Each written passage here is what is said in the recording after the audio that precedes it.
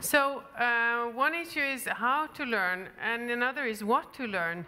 McKinsey and Company performed a study in December, or represented a study in December called From Education to Employment, where they saw that there was a totally discrepancy between what the students learn and what business needs or what the employers need. So while the employer rate work ethics, teamwork and leadership as the most important skills, the educators did not see this as important at all. So please welcome Tom Isherwood of McKinsey's Dubai office, who will tell us some more about this interesting and very important study.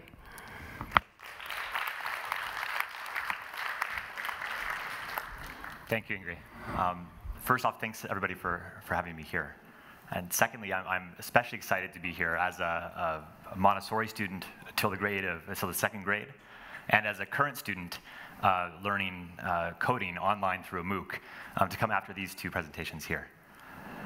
What I'm going to talk about today, though, is essentially based on the work that I've done over the last 4 years. And over the last 4 years, I've worked with my clients in the Middle East, mostly governments and international organizations, to try to understand how to get more youth from education to employment. And what I mean by that is people who graduate from high school, how do we get them into sustainable jobs?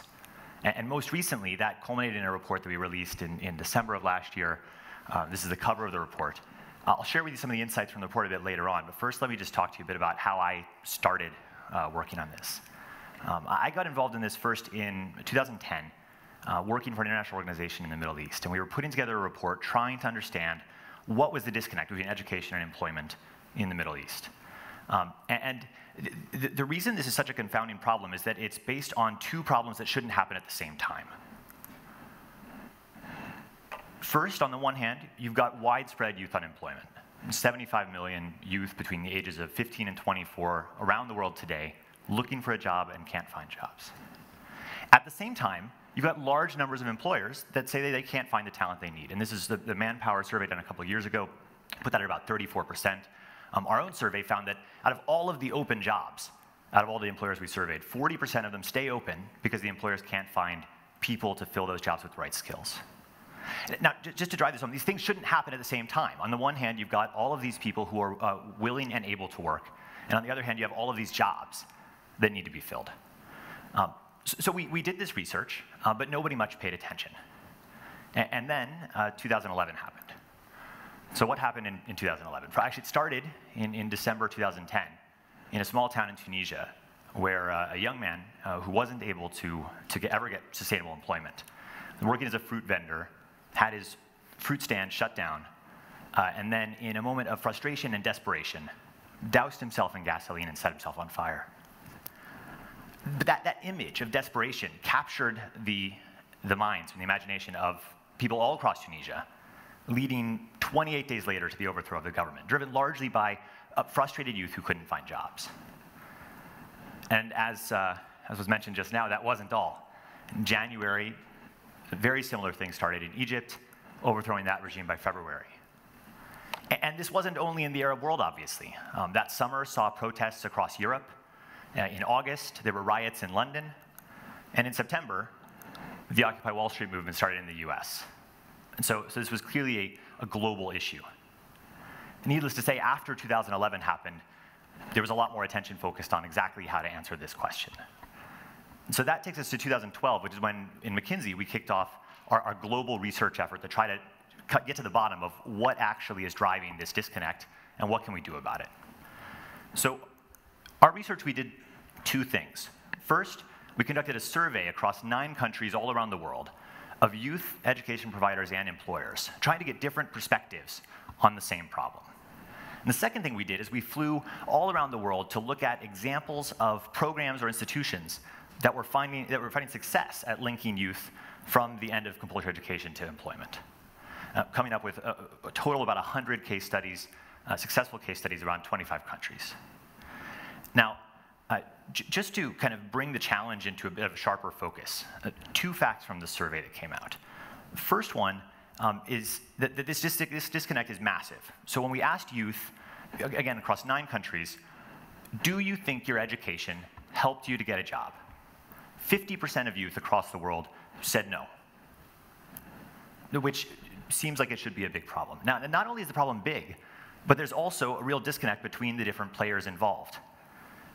We asked youth education providers and employers whether they thought that youth who finished post-secondary education were prepared to enter the workforce. Now, surprisingly, youth and employers both agreed that by and large, youth are not ready at that point, at least not prepared, sorry, not ready, not prepared by their post-secondary education. Whereas education providers were much more optimistic. So you have not only a large problem, but you've got a problem that it's hard to rally all the different stakeholders around a solution because they don't all see it the same way. So if you look at the overall journey that youth take, there's three steps. And there's breakdown, the process breaks down at each step. So the first place where the system breaks down is when youth go to enroll in post-secondary education.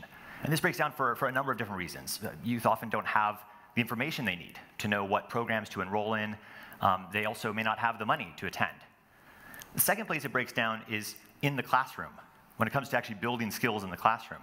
Because all too often that education happens in a way that is theoretical or outdated, or teacher is telling, as was said in one of the earlier discussions.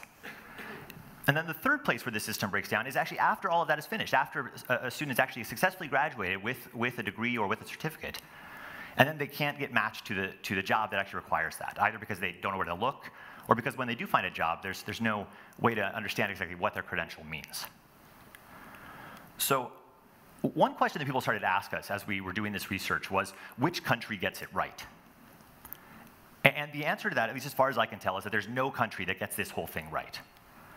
But what we did find is that there's individual programs and individual institutions that get pieces of this right. And if you take all of them together, you can start to imagine what a good system looks like. And maybe just to tell you kind of two common themes that run through all of these success stories, they're the following. First, very intimate connections between employers and education providers at every stage in the process. And secondly, innovation in terms of how to actually deliver that education. So it's not just teacher is telling. Let me give you a couple of examples about what I mean just to bring this to life. When I'm talking about a cohesive interaction between education providers and employers, this isn't just having an advisory council of employers who then meet once a year and give some opinions to the university. What this looks like when it's done really well is essentially cooperation at every level. And so one example is Amtech, which is a collaborative of 30 community colleges in the US and 30 automotive manufacturing plants. And what they do is, so the first place they started was on the curriculum. And so the curriculum got essentially vetted, and there was input to the curriculum from all of these institutions. So that the end result was one that the community colleges were confident they could teach, and also one that the employers were confident would actually prepare people for the jobs in their businesses. But that wasn't it, right? So they also co-located a lot of the classrooms. So for students in these programs, when you go and take your classes that are the industry-specific classes, you go to a classroom that's attached to the shop floor of the plant, which provides a lot of opportunities that you don't have otherwise. You can participate in the safety exercises in the mornings. You actually get a sense of what it's like to actually work there. It also gives a chance for the managers in the plant to participate in the education, either through giving comments on final presentations or just sitting in the class and entering into discussion. Clearly, there's even more than this, but just a couple of pieces. This is what I mean by really close collaboration. The second point, innovation and delivery. I mean, the biggest shock here to the delivery of education has been the introduction of online education. And I know that the MOOCs were mentioned in the last discussion. But one of the challenges with that is that there's a large number of students that actually aren't effectively addressed by existing education because they don't have the money or they don't have the time, but also not addressed by the MOOCs because they need more support to actually complete their education. And so one interesting example that I think, for me, typifies what I think of when I'm thinking of innovation and delivery is Portmont College in Denver. This is a very new institution, started just this year, that has a blended learning model. And what they did is they said, we want to be able to provide a high-quality education for students who can't afford to go to regular college, but also need more support than they're going to get from online education.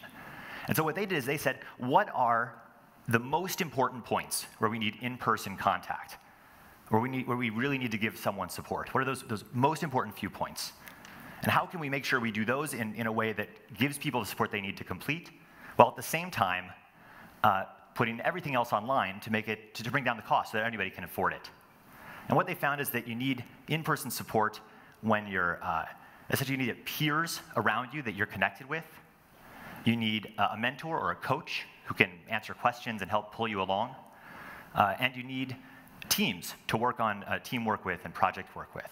And so they designed a program that essentially created that in-person interaction just at those points and put everything else online. It's almost like if you think of the typical 4-year college experience, and you take out all the different pieces, and then you put them together in a way that nobody's done before.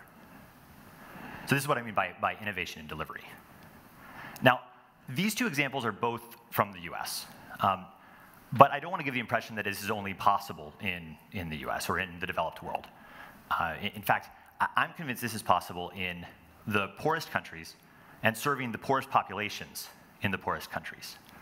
And so the last example that I'll leave you with is a large training company in India called ILNFS Skills that has both a really close tie-up with employers and also has a real innovative delivery model. And just one quick point about each of those. The most interesting thing for me about how they tie up with employers is they actually only offer positions in their classes if they already have a letter from an employer certifying that there's going to be a job at the end of it. So if they get 30 letters from employers saying, I will hire someone, they've got 30 positions. And if they get no letters, they have no class. So there's such a close connection with the employers.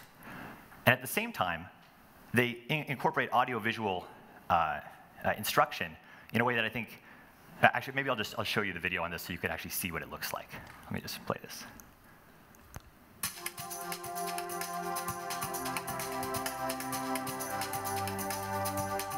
We don't go for a certificate. We're going for a job. So we get the employer to get involved in making sure that the skills program that we are running with these people meets exactly their requirement. They need to do these things with their hands.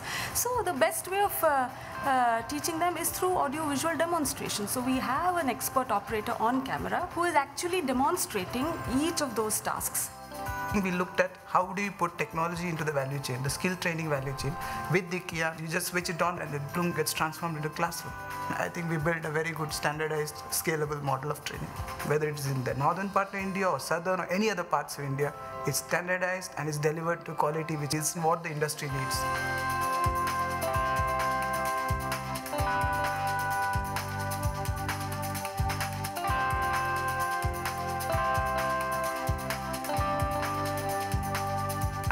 Thought that I would get such a good job that I always wanted to work in a 5-star hotel. To be in that position, a person needs to have a degree of 3 years and has to have an experience of 2 years. The interviewer himself told me that, but just the things that I learned in 1 month was enough to get that job in my hand.